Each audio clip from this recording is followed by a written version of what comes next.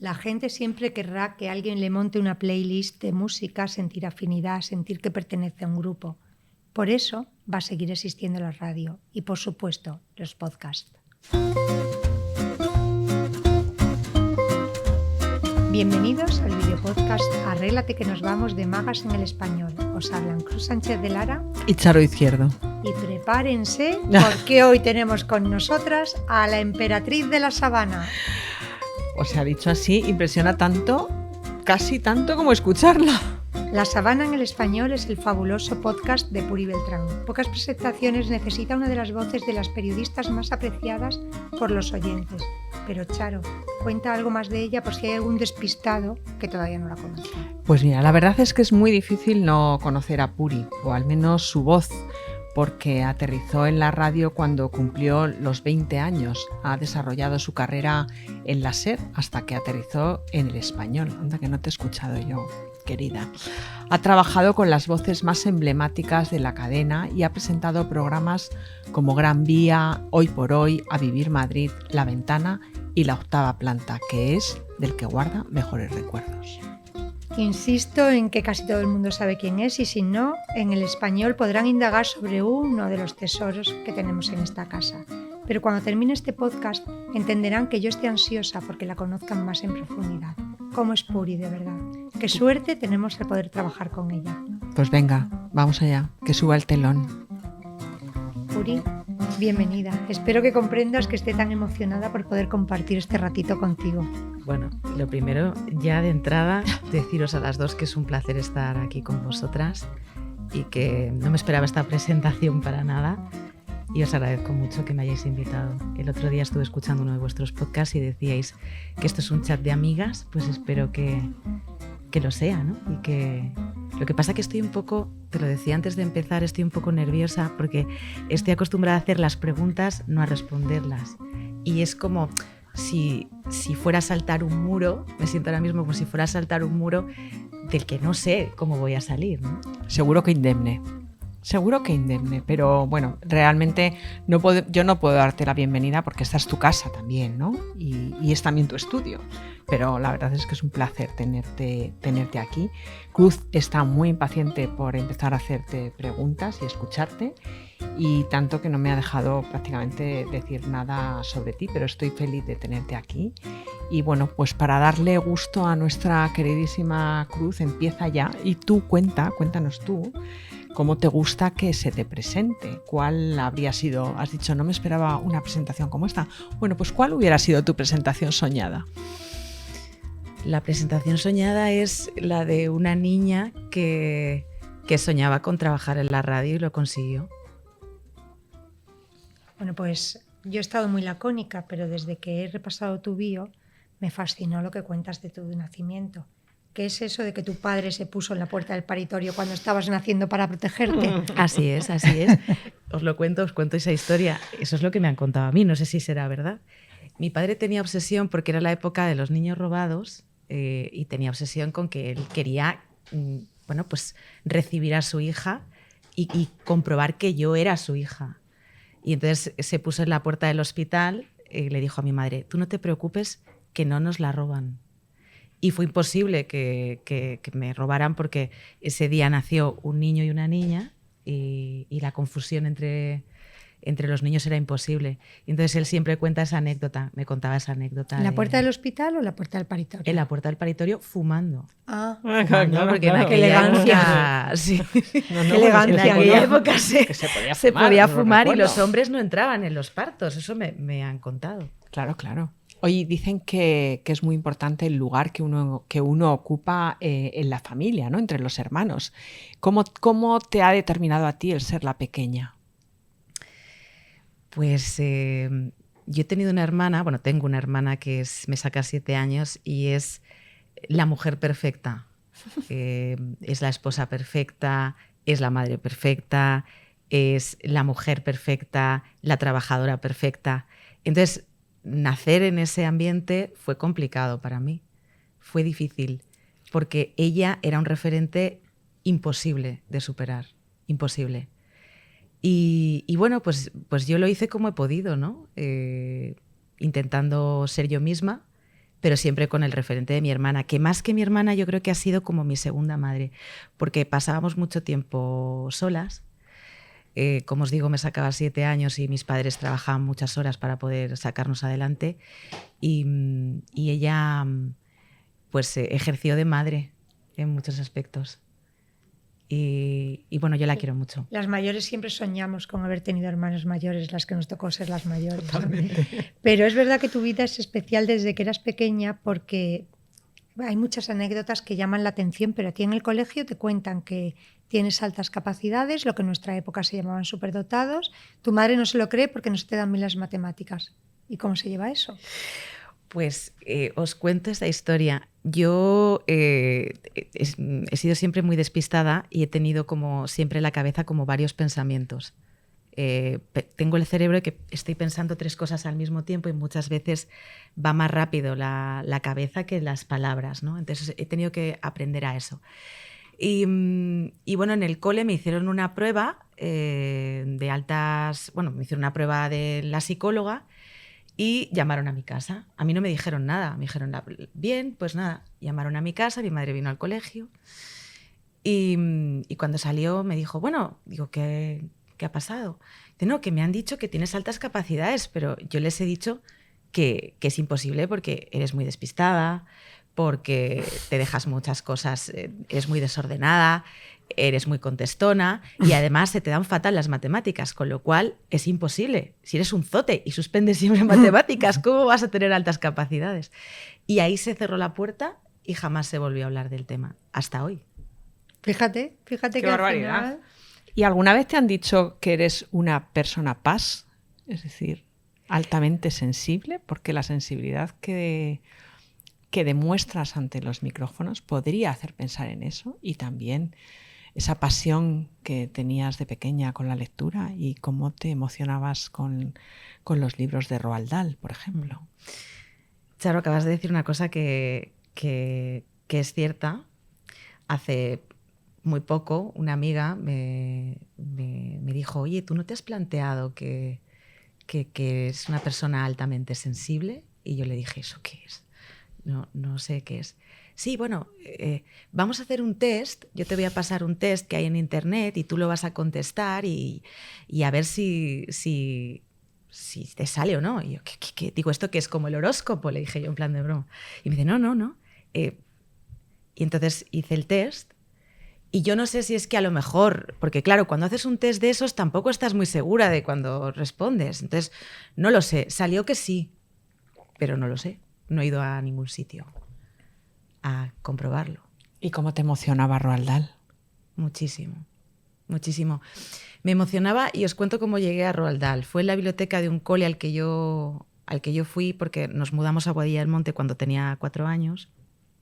Y entonces, bueno, yo los primeros años fui al cole del pueblo y después mis primos estudiaban en un cole que estaba cerca de la casa de mis padres y de la casa de mis primos y dijeron, bueno, vamos a llamar a la niña al cole este porque ya verás tú que le va a ir muy bien. Y entonces yo entré allí y la verdad no me fue nada bien. No me fue bien porque era un cole ultra religioso, un cole en el que había niños y niñas que no tenían nada que ver conmigo, la mayoría, porque bueno, sus padres tenían muchísimo dinero, eran unos ambientes que no tenían nada que ver con lo que yo había vivido. A las 9 de la mañana era la oración, parece que la estoy viendo ahora mismo mientras la recuerdo con vosotros, y teníamos que parar y dejar todo, que era la entrada del cole, para rezar de pie. Y os hablo de que yo vengo de una familia de ateos. Y entonces, pues para mí fue un horror. Y entonces me refugié en la biblioteca de ese cole y robé muchos libros, tengo que confesarlo, porque no había mucho control y me los llevaba a casa y no los devolvía. Tengo alguno en casa de mis padres todavía, de los libros robados. Todavía estás a tiempo de devolverlo. Los niños robados, los libros robados, la vida robada. Al final tienes ahí el título de tu biografía, ¿no? Sí. Y entonces descubrí a Roald Dahl, empecé a leer a Goutrot, empecé a leer Matilda, Charlie y la fábrica de chocolate, y luego leí relatos de infancia que fue la primera vez que yo recuerdo que lloré leyendo un libro. Y es cuando le operan de vegetaciones, que es una chorrada en realidad. Pero yo estaba tan sentida en el cuarto de mi casa, en mi dormitorio, y yo decía, ostras, que le aquí. Y no sé, es como que empaticé tanto con el protagonista, y además saber que era real, que había pasado de verdad, a mí me impactó muchísimo. Y esos fueron años, bueno, pues en los que me refugié en la lectura y me gustaba encerrarme en mi cuarto y leer en alto. Leía muchísimo en alto. Y entonces ponía a los muñecos encima de la cama y les leía y hablaba con Ay, ellos. qué graciosa. Y era tu primera audiencia, ¿no? Fue tu primera audiencia. Sí. Pero yo tengo entendido que no solo llorabas por tu alma grande en un cuerpo pequeñito. Creo que puedes contarnos algo que pueda ayudar a personas que estén sufriendo bullying, a chicos que estén sufriendo bullying en este momento, porque quien ha sido cocinero antes que fraile sabe lo que pasa en la cocina, ¿no? Por supuesto. ¿Qué le dirías a alguien que lo esté pasando mal? Lo viví en una época en la que no existía esa palabra ni siquiera en el imaginario colectivo. Y que, bueno, el bullying era, bueno, es que se meten contigo. Bueno, pues ¿qué le vamos a hacer, no? Una vez entrevistando a Santiago Roncagliolo y enlazando con las bibliotecas, los lugares de refugio, me dijo una cosa que a mí también me pasó, y es que él se metía en la biblioteca del cole porque así no le podían pegar en clase. Wow. Iban los matones a la puerta de tal y en la biblioteca no entraban, era como una especie como de lugar sagrado.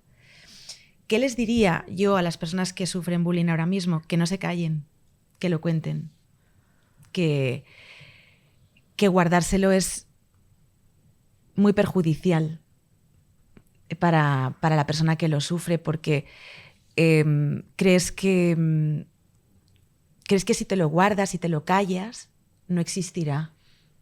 Y es todo lo contrario, lo que hay que hacer es explicar cómo te sientes, y afortunadamente en la sociedad de hoy hay muchas herramientas y hay una mayor concienciación que hace unos años sobre el bullying. Ahora no existe ese tabú. Y que no es de vergüenza, ¿no? Porque también se siente vergüenza, además de miedo, ¿no? Se siente culpa. Culpa. Se siente culpa porque tú piensas que has hecho algo para que eso suceda. Piensas que la culpable eres tú, porque dices, vamos a ver, si son muchos y tú eres una sola, será que tú eres la que estás equivocada, ¿no?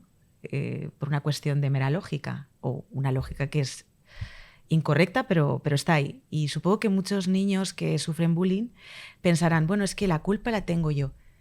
Y se te pasa por la cabeza algo de, ¿y si dejara de existir? El problema se acabaría, porque también existe una cosa, y es no hacer sufrir a los que te quieren cuando llegas a casa. No solamente sufres cuando estás en el cole, sino cuando llegas a casa y te preguntan, ¿y qué tal en el colegio? Y entonces tú tienes que decir, bien.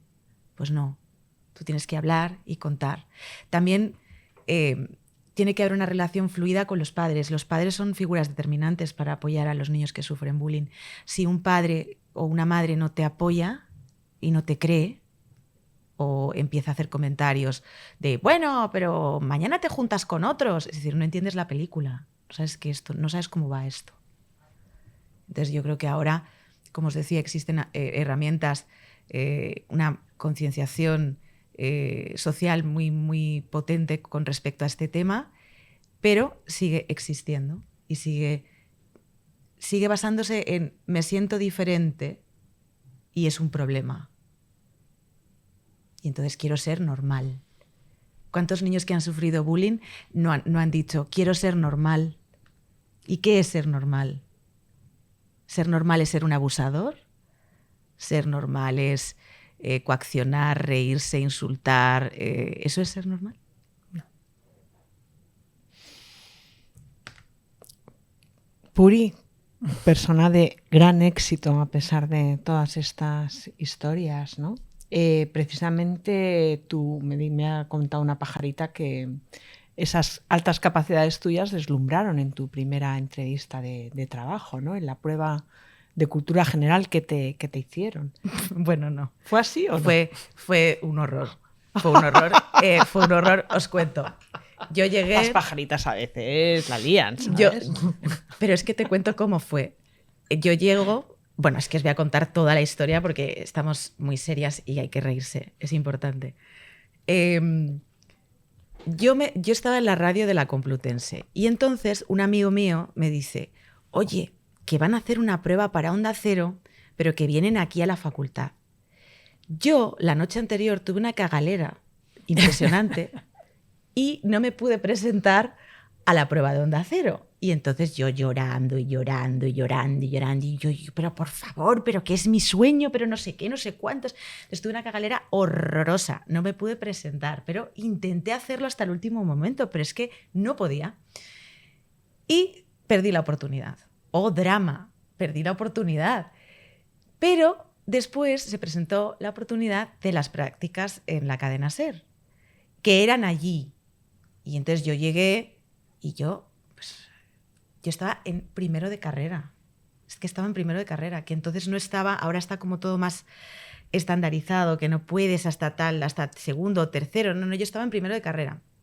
Primero o segundo, era segundo de carrera. Total, que llego allí, y yo, un sitio tan grande, con mucha gente, me temblaban las piernas, yo soy súper tímida, y veo un montón de listillos ahí con los periódicos y repitiendo los nombres de los ministros y yo no tenía ni idea. Yo me había repasado algo, pero no tenía ni idea. Y llego, bueno, tu turno. Yo veía a la gente tan segura y yo decía, ay, Dios mío, ¿qué hago? Total, que nada, me entré y había todo hombres y una mujer, que era la de recursos humanos. Bueno, siéntate y tal. Pues nada, yo ahí, la primera vez que entré en un estudio así potente de una emisora, llego y había unos papeles como los que tenéis aquí vosotras encima de la mesa y me dicen, a ver tú, lee el segundo folio por debajo del... Y entonces era un informativo real al que le habían puesto un montón de fallos para ver cómo reaccionaba, porque no te avisaban que tenía fallos y tú tenías que locutar ese. Yo lo locuté y la parte de la locución, pues yo pensé que, bueno, pues como estaba acostumbrada, como os digo, en mi casa se escuchaba mucha radio y a leer mucho, pues dije, pues ya está. Bueno, la prueba teórica, me empezaron a hacer preguntas y yo, ¿qué? Total, que me dice, bueno, este señor de negro es Yasser Arafat. Tienes que hacerle una pregunta. Y yo, Yasser Arafat, ¿por qué usted no fue a la cumbre, no sé qué, no sé cuántos de tal? Era una cumbre que tenía que ir. Y me contesta, pues no fui por problemas de salud. Y yo le dije, eso es mentira. No fuiste por problemas políticos. Y claro, ahí todos los que estaban ahí, no sé por qué, se empezaron a partir de la risa. Yo no sabía quién me estaba haciendo la prueba y resulta que era el director general de la emisora, Yasser Arafat. Y ya terminó la prueba, no sé qué, no sé cuántos, tal, se empezó a reír. Pero ¿y tú por qué eres tan chula? O algo así, me dijo. Y le dije, no, porque no me está respondiendo, le estoy preguntando, no sé qué. Total, que ya tal, llovía ese día, yo iba a un paraguas y cuando me estoy levantando, bueno, ya la prueba ha terminado, tal, me estoy levantando y me dice, bueno, ¿tú te irías a Melilla a hacer prácticas? Y mi contestación fue, ¿tan mal lo he hecho? ¿Para que me mandes a Melilla? Y entonces me dijo, bueno, tal. Yo ya me fui y dije, madre mía, qué horror. Mi madre me preguntó, ¿qué tal? Yo, horroroso. Tal. Bueno, ahí se pasó. Y luego me llamaron, oye, que vas a entrar. Y yo, qué bien. Nada, fue mi primer día, voy toda pizpi, entro y veo, claro, lo que es una redacción en funcionamiento y me encontré con una persona que quiero mucho y que, bueno, todavía tengo contacto con él hoy, que se llama José Luis Arriaza, que fue mi primer jefe, que se estaba comiendo un plátano, eran las 12:10 y me dice, ¿tú has hecho radio? Y yo, sí. Muy bien, ¿has hecho radio? Y yo, sí, Radio Complutense, con 3 amigos. Bueno, pues prepárate un informativo que vas a entrar. Y claro, las que estaban allí de producción dijeron, ¿qué informativo? ¿Qué dice este señor? Total, que yo Digo, perdona, ¿tenéis un ordenador? No. Yo escogí el 20 minutos y otro periódico más, el que había. Y Metro, periódico Metro, ¿os acordáis? Ay, sí, que era que verde y blanca la... Entonces me hice ahí el informativo, las noticias, que yo pensaba que eran. Entonces fíjate qué ridículo, más grande. Ahora lo pienso y digo, Dios mío. Total, que me fui para el estudio y parece que lo estoy viendo, hacer el directo. Y ya dice, bueno, en una publicidad hace así, que son los gestos de radio. Venga, a ver, Puri, entra, tal. Venga, que vas a entrar en antena. Y las otras que estaban allí, ¿qué dice este señor? ¿Pero qué está diciendo? Sí, total, que nada, sale esta. Tal. Bueno, y ahora tenemos una compañera que nos va a contar las noticias que para ella son las más importantes. Y yo le empiezo a contar mi vida, le hizo muchísima gracia. Digo, pues mira, pero que estás escritas a mano. Y yo, sí, escrito a mano. Total, que ahí empezó la aventura. Bueno, es que siempre hay alguien que te da la oportunidad y no te lo esperas, ¿no? Y al final tuvo buen ojo porque se encontró con una periodista vocacional. Yo sé que tú adorabas a tu padre y que fuiste a trabajar el día después de que falleciera. ¿Por qué se hace algo así? No tenemos derecho a llorar un solo día aquellos porque realmente amamos a nuestra profesión. ¿No es mejor quedarse en casa a llorar? No. Lo volvería a hacer otra vez. Sí. Me ayudó. El ir a trabajar me ayudó. Oye, ¿y eso de que te tocara la lotería? Porque, claro, vamos a sacar ahí un poco la lotería en sentido inverso, ¿no? ¿Cómo hiciste de la necesidad virtud? Esa frase que está tan de moda en estos días. Sí, porque lo de la lotería... Lo de la lotería fue el gordo. El gordo. Fue el premio gordo. Fue Esto es muy bueno, ¿no? Fue con todos los bombos.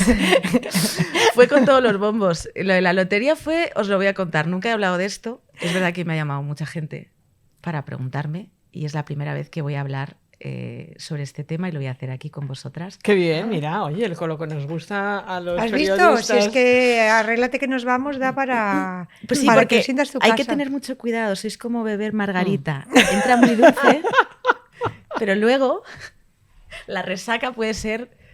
Llega hasta donde quieras, Puri, ¿eh? Sí, bueno, os cuento lo del premio gordo. Os cuento que a mí me despidieron maquillada después de haber pasado por un stand de Estée Lauder. Este es el primer titular. Yo llego un viernes, que además me tocaba hacer la lotería, que si es un día que odio, o sea, me encantan todos los días. Es que voy a explicar a nuestros oyentes Sí. que es que nos repartimos los guiones y este lo he escrito yo y Charo no sabía lo que te estaba preguntando. No, claro, yo ni idea. Creía que te había tocado la lotería. Te tocaba la lotería a la inversa. Digo, bueno, pues no sé, la verdad es que estuve a punto de preguntarte esto. Claro. Perdonadme. Qué malvada. Perdona. Ay, perdonad. Pobre Puri. Bueno, pero lo va a contar. Lo voy a contar, claro que lo voy a contar si queréis. Si No, no, claro. Ahora A ver, ya. Yo estaba un viernes, Charo, te lo cuento. Yo estaba un viernes que tenía que presentar la lotería, que es el día que más odio de toda mi vida. Odio la lotería, no sé vosotras, pero el día de la lotería me parece horroroso. El sonido de los bombos, horrible, los frikis allí, toda esta parte, a mí la lotería es como que no me gusta. Es el único día en el que yo no haría radio nunca. Bueno, pues me tocaba hacer la lotería. Y entonces yo llego y nunca había maquilladores allí, jamás, y había un stand de Estée Lauder por la tarde. Y me dice mi compañero, oye, vamos a maquillarnos. Él también. Digo, pues fenomenal. Y entonces me pongo allí en Estée Lauder y veo un señor de recursos humanos con los dientes amarillos que se acerca varias veces al stand y me dice, haciendo así, sí, no sabía, a lo gañán. Y yo nada, yo maquillándome, yo la pestaña, todo. Y nada, ya me llaman y me dicen, ¿tienes un momento? Digo, uy, pues es que me pilla un poco mal ahora. No, es que tienes que venir. Total, que nada, ya entré allí y me tocó el premio gordo. Me dijeron, se acabó. Se acabó. ¿Después de cuántos años? 16. 16. Entre los motivos, no voy a contar, por supuesto, los motivos, solo diré una cosa, Bueno, diré 2 cosas. Una, que no me arrepiento de haber dicho que no a determinadas cosas. En la vida yo creo que hay que saber decir que no y saber cuándo decir que no, las 2 cosas. Y la segunda, que fue como entrar en un túnel de lavado en el que tú crees que no tienes mugre, pero estás repleta de mugre porque tú piensas que eso es lo normal, todo lo que has vivido. Piensas que es lo normal y entras en un túnel que tú lo ves como un túnel del que no hay salida y es un túnel muy oscuro. Pero luego entiendes que es un túnel en el que te vas lavando. Es un túnel purificador, es un túnel en el que escuece, claro que escuece. El gel se te mete en el ojo y escuece. Y la verdad es que me tocó el premio gordo. Pues mira, qué bien. O Pues sea que yo tenía razón que te había tocado el premio de la lotería. quiero agradecerle a ese señor Gañán con los dientes amarillos que despidiera aquel día Puri, porque si no lo hubiera despedido a lo mejor no estaría hoy trabajando en El Español, y en El Español estamos tan contentos de tenerla con nosotros que, señor, muchísimas gracias. La próxima vez procure tener un poquito más de sensibilidad, no elija días tan señalados, no de la Navidad, y hágalo un poquito mejor, pero le quiero agradecer su generosidad para Puri, que espero que hoy esté mucho más contenta, y para todos nosotros que nos han posibilitado trabajar con ella. ¿Tú estás contenta aquí en casa? Mucho. Pues eso es lo importante. Qué bien. Y sobre todo qué bien que seas capaz de contarlo, ¿no? Y ¿tú has hecho te has hecho psicoanálisis por casualidad? Sí. Y querrías hacer, porque nosotras somos de las de, oye, hay que trabajarse, hay que, sobre todo, como somos bastante intensas, ¿no? Creemos que cada uno tiene la obligación de trabajarse y también la salud mental, ¿no? Una recomendación. El psicoanálisis, si yo lo recomiendo, dices... O cuidarse, el psicoanálisis, las sí, terapias. Es tan importante como el respirar. Y yo creo que lo olvidamos muchas veces, porque pensamos que si no tienes un problema de salud físico, pues no te pasa nada, y es todo lo contrario. Hay que cuidarse, como has dicho tú, Charo, y hay que... sí, hay que conocerse. Y hay Esa que enfrentarse es a... Sí, ¿no? Esa es la clave. Yo creo que tenemos que pulirnos y yo creo que más la gente brillante, ¿no? Tú ya te dijeron que tenías altas capacidades, pero yo creo que la gente inteligente, la inteligencia es buenísima para lo bueno y malísima para lo malo.